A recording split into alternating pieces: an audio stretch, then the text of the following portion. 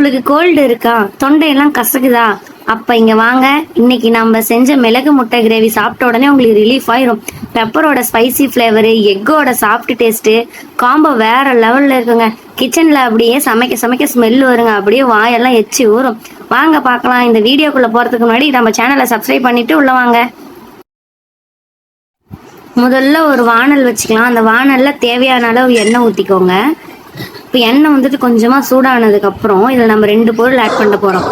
ஒரு பிஞ்ச் மஞ்சத்தூள், 1 ஸ்பூன் அளவுக்கு மிளகுத்தூள் போட்டுக்கலாம். இப்போ நம்ம ரெடி பண்ணுறது தான் கிரேவிக்கு வந்துட்டு மெயின் ஃப்ளேவரையே கொடுக்குங்க. நல்லா மிக்ஸ் பண்ணிக்கலாம். அது ரெண்டையும் போட்டு நம்ம ஃப்ரை பண்ணவே நமக்கு ஸ்மெல்லு சூப்பராக இருக்கும்.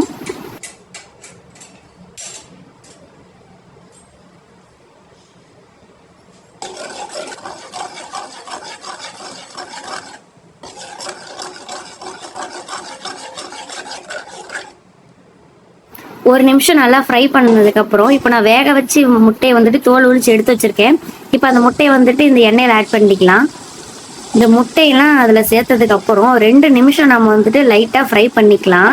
அதில் வந்துட்டு மிளகுத்தூளோட ஹீட்டும் மஞ்சத்தூளோட ஃப்ளேவர் வந்துட்டு அந்த முட்டைக்குள்ளே அப்சர்வ் ஆகணும். அது வரைக்கும் நம்ம ஒரு 2 நிமிஷம் நல்லா ஃப்ரை பண்ணிக்கலாம். இப்படி நம்ம முட்டையை வந்துட்டு ஃப்ரை பண்ணிக்கிட்டோம்னா கிரேவியில் போடுறப்ப தனியாக நல்லா டேஸ்ட்டு வருங்க. ஃப்ரை பண்ணிட்டு தனியாக நம்ம பிளேட்டில் எடுத்து வச்சுக்கலாம்.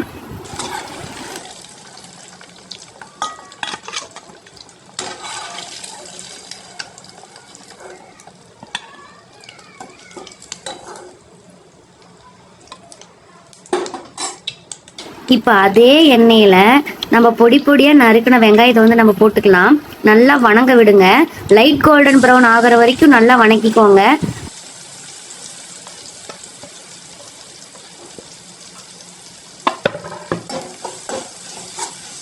இப்போ இஞ்சி பூண்டு பேஸ்ட் வந்துட்டு 1.5 ஸ்பூன் அளவுக்கு ஆட் பண்ணிக்கலாம்.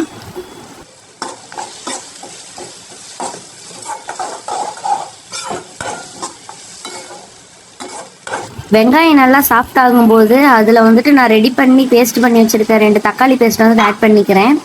தக்காளி பேஸ்ட் வந்து கிரேவிக்கு வந்து பார்த்தோம்னா ஒரு நல்ல டெக்ஸ்சரை கொடுக்கும். அதை வந்து நல்லா மிக்ஸ் பண்ணிட்டு ஒரு 2 to 3 நிமிஷம் நல்லா குக் பண்ண விட்டுறலாம். 2 நிமிஷம் நல்லா கொதிச்சதுக்கப்புறம் இப்போ வந்துட்டு 1 ஸ்பூன் அளவுக்கு நம்ம கரம் மசாலா சேர்த்துக்கலாம்.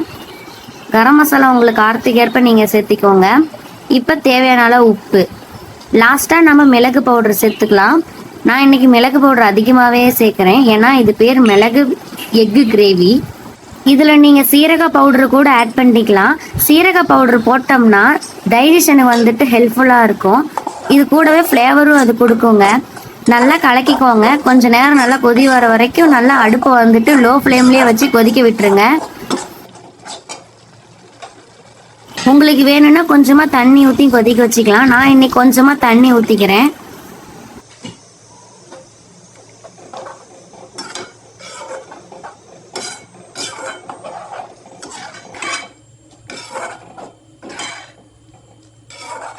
கிரேவி வந்துட்டு நல்லா கொதிக்குது.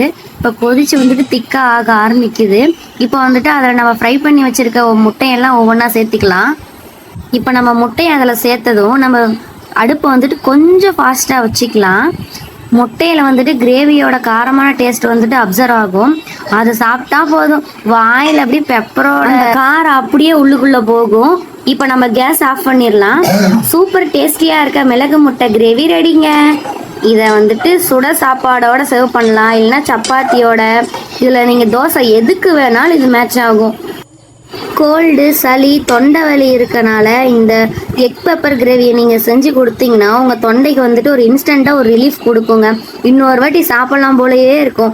ஸோ ஃப்ரெண்ட்ஸ், நீங்கள் ட்ரை பண்ணிவிட்டு உங்கள் வீட்டில் எப்படி வந்துச்சு அந்த எக்ஸ்பீரியன்ஸ் வந்துட்டு கமெண்ட்டில் மறக்காமல் சொல்லுங்கள். இந்த வீடியோ பிடிச்சிருந்துச்சுன்னா லைக் பண்ணுங்கள், ஷேர் பண்ணுங்கள். அதே மாதிரி மறக்காமல் சப்ஸ்கிரைபும் பண்ணிக்கோங்க. இன்னும் இதே மாதிரி டேஸ்டியான ஹோம் ரெசிபிக்கு நம்ம சேனலை சப்ஸ்கிரைப் பண்ண மறக்காதீங்க. பாய் பாய்.